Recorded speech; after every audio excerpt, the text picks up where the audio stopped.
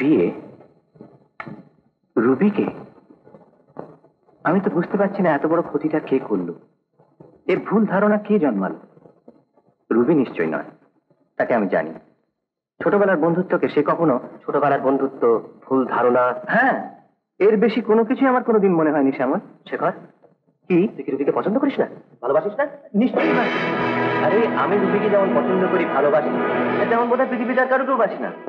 কিন্তু বন্ধু, সব ভালোবাসার পরিণতি তো বিয়ে নয়। আচ্ছা তুই কি বলতে চাস বলতো? আমি বলতে চাই যে বহুদিনের পরিচয় যে একটা পছন্দ বা ভালোবাসা জন্মায়, তাতে মানুষের অন্তরঙ্গতা বাড়ে, পর আপন হয়। কিন্তু এই বিয়ে, বিয়েটা কি জানিস? বিয়েটা একটা আকস্মিক যোগাযোগ। আমি বেশ বুঝতে পারি যে সাধারণ লোকের চিন্তাধারার সঙ্গে তোদের শিল্পীদের চিন্তাধারা মেলে না। রুবিও তো একজন শিল্পী, তোর মতন বস্তুতান্ত্রিক নয়।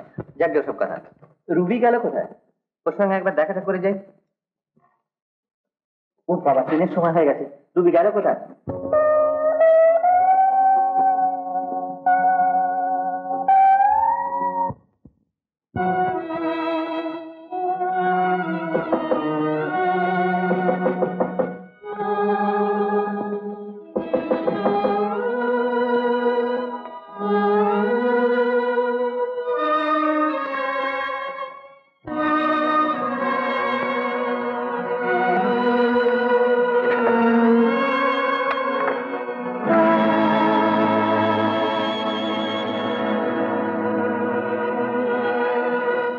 এত রাত্রে আপনি কেন এখানে এসেছেন? অপ্রয়োজনে নয়, ডেফিনেটলি। একটু কথা ছিল তোমার সঙ্গে, সামথিং প্রাইভেট, মানে একটু গোপন আর কি। এত রাত্রে একজন মহিলার সঙ্গে কি এমন গোপন কথা থাকতে পারে আপনার? কথাটা শুধু তোমার আর আমার, তাছাড়া গভীর রাত্রি ছাড়া তো তোমাকে নিরিবিলিতে পাওয়া যায় না। আপনার সঙ্গে আমার কোনো কথাই নেই, চলে যান আপনি। Don't be excited my dear, কথাটা শুনলে তোমারই উপকার হতো। আপনার উপকার গ্রহণ করার মতো রুচি আমার নেই। আপনি এখান থেকে যাবেন কিনা বলুন। ওয়েল, তাহলে ব্যাপারটা একটু খোলাখুলি বলি। টাকা রোজগার করতে তুমি এখানে এসেছো, টাকা তোমার চাই। আমার কথাটা শুনলে অনেক সহজে অনেক টাকা তুমি পেতে পারো। আপনার কথা শেষ হয়ে থাকলে আপনি যেতে পারেন। Don't be silly. আরে রাগ করলে তোমারই লোকসান। দুদিন বাদে সমস্ত বিষয় সম্পত্তি আমার হবে, আশা করি সেটা তুমি জানো।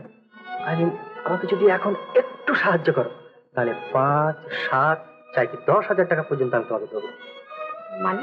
কোনো রকমে বুঝিয়ে সুঝিয়ে উইলটাকে হাত করে নিয়ে আসতে পারো, তাহলে ব্যাস 10, 20, 25 যা চাইবে আমি তোমাকে তাই দেবো। তাই কেন, আজকের ব্যবসার সঙ্গিনী দুদিন বাদে জীবন সঙ্গিনী হতে পারে, কি বলো ডার্লিং?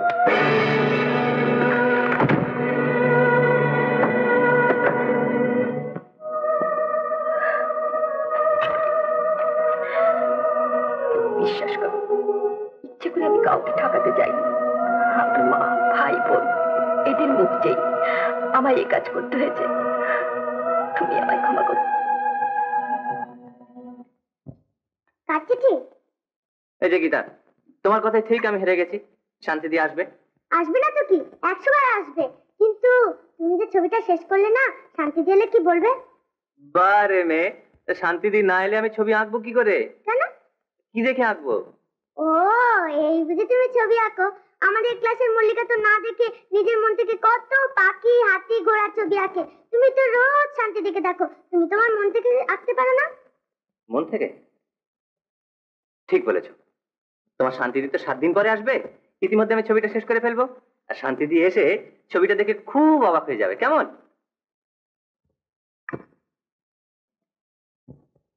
সুধা, ও তুমি বুঝি দেখা করতে যাচ্ছ? এখনো নাই বা গেলে, মা সারাদিন উপোস করে আছে। একেবারে মন্দিরে গিয়ে শিবের মাথায় বিল্লিপত্র দিয়ে তারপরে গিয়ে স্বামীকে প্রণাম করে আসবে। আপনি কি মন্দিরে যাবেন মাসিমা? আজ যে সংক্রান্তি, আজকের দিনে শিবের মাথায় জল না দিয়ে এই স্ত্রী কেউ জলস্পর্শ করে না। এই কদিন শরীরের উপর যে ধকল গেছে, তারপরে সারাদিন উপোস করে আছেন। এই দুর্বল শরীর নিয়ে ভিড়ের মধ্যে যাওয়া কি ঠিক হবে মাসিমা? বাবার কাছে যে মানত করেছিল মা, ঠাকুর এবার যে বিপদ থেকে আমাকে রক্ষা করেছেন, মন্দিরে না গেলে যে অপরাধ হবে। যাও মা, তুমি এই শাড়িখানা বদলে এই গরদের শাড়িটা পরে এসো, পুজো দিতে যাবো। বাবা বুড়ো শিবের কৃপায় সব অমঙ্গল দূর হয়ে যাবে। মহাদেবের পায়ে প্রার্থনা জানাবে, এই জন্মে যাকে স্বামী বলে পেয়েছ, জন্ম জন্ম যেন তাকেই পাও। আচ্ছা মা, তুমি শাড়ি বদলে আমার ঘরে এসো, আমি ততক্ষণ সব গুছিয়ে রাখি।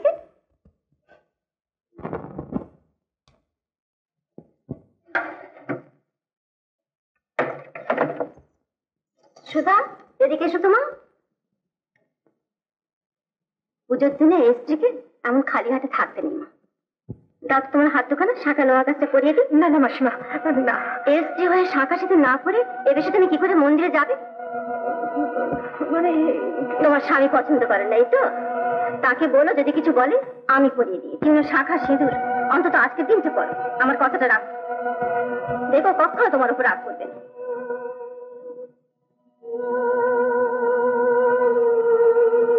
দেখি হাতখানা দেখি।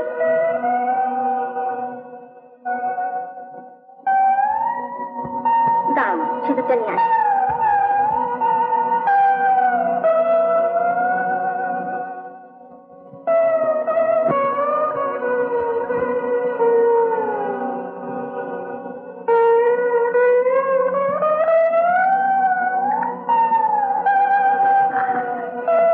এরা হচ্ছে কি স্ত্রীকে মানায়?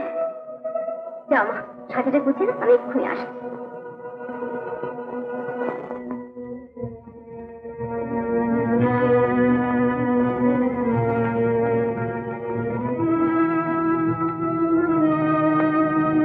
আপনি বসুন মাসিমা, আমি সাজিটা নিয়ে আসি।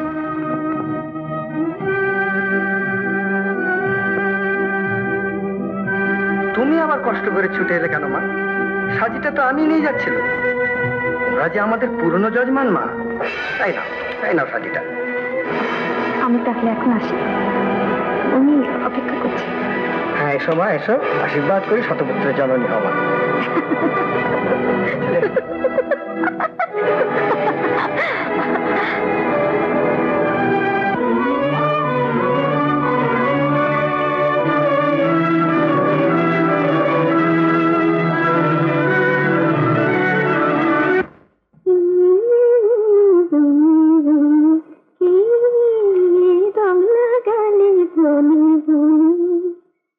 ঢেউ জাগালে সমীরণে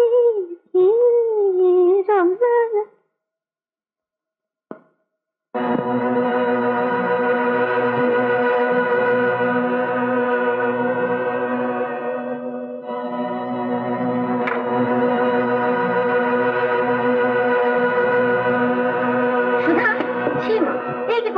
তোমাকে এত করে বললাম, একটা দিনের জন্য শাঁখা সিঁদুর পরে থাকতে পারলে না মা? যার উদ্দেশ্যে শাঁখা সিঁদুর করলে তার অকল্যাণ হবে জেনেও আজকের দিনে হাতে শাঁখাটা খুলে ফেললে। আধুনিকতার মোহে প্রিয়জনের মঙ্গলামঙ্গলের চিন্তাও কি তোমাদের মনে স্থান পায় না? দেবতা না মানো, ধর্ম না মানো, নিজের মনকেও কি মানো না? এই কথা তোমরা ভুলে যাও কি করে? প্রিয়জনের নামে যে কল্যাণ অনুষ্ঠান, সে দেবতার নামই হোক, সমাজের নামই হোক বা ধর্মের নামই হোক, উদ্দেশ্য তার প্রিয়জনের মঙ্গল। মনের দিক থেকে তাকে অস্বীকার করা, প্রিয়জনকে অস্বীকার করে একই কথা। না না, অস্বীকার আমি করিনি। এতে যে কারোর অমঙ্গল হতে পারে এ কথা আমার একবারও মনে হয়নি। এই যে মাসিমা, আমি শাঁখা পড়ছি। শিব সাক্ষী করে যাকে মনে মনে কল্পনা করি, একদিন শাঁখা সিঁদুর পড়েছি। হিন্দুর মেয়ে হয়ে নিজের মনের কাছ থেকে তাকে অস্বীকার করে কি করে? মাসিমা, আপনি আমায় আশীর্বাদ করুন, আপনার দেওয়া এই শাঁখা সিঁদুর আমার যেন চিরদিন অক্ষয় হয়ে থাকে। থাক থাক মা, থাক। সময় সময় আমি তোমাকে তাই আশীর্বাদ করি মা, তোমার শাঁখা সিঁদুর যেন অক্ষয় হয়।